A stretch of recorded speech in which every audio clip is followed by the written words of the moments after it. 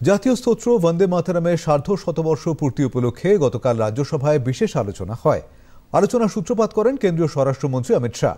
তিনি বলেন, স্বাধীনতা সংগ্রামে বন্দে মাতরম বিশেষ অনুপ্রেরণা জুগিয়েছে। কিছু সাংসদ এই আলোচনাকে পশ্চিমবঙ্গে আসন্ন ভোটের সঙ্গে যুক্ত করতে চাইছে, তা সঠিক নয় বলে মন্তব্য করেছেন তিনি।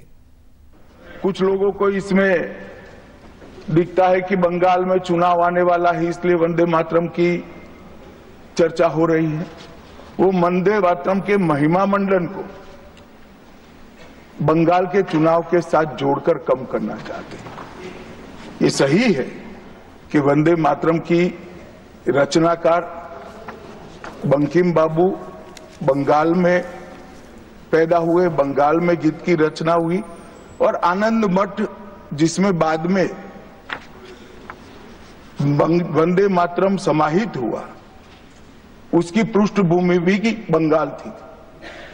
मगर जब वंदे मातरम का प्रकटीकरण हुआ, वंदे मातरम बंगाल तक सीमित नहीं रहा था, देश तक भी सीमित नहीं रहा था। दुनिया भर में जहां पर आजादी के दीवाने थे, वो गुप्त बैठक भी करते थे तो पहले वंदे मातरम का गान कर बैठक। কেন্দ্রীয় স্বরাষ্ট্রমন্ত্রী আরও জানান, বন্দে মাতরমের উপর তৈরি হওয়া তথ্যচিত্র প্রদর্শনীর আয়োজনের সিদ্ধান্ত নেওয়া হয়েছে।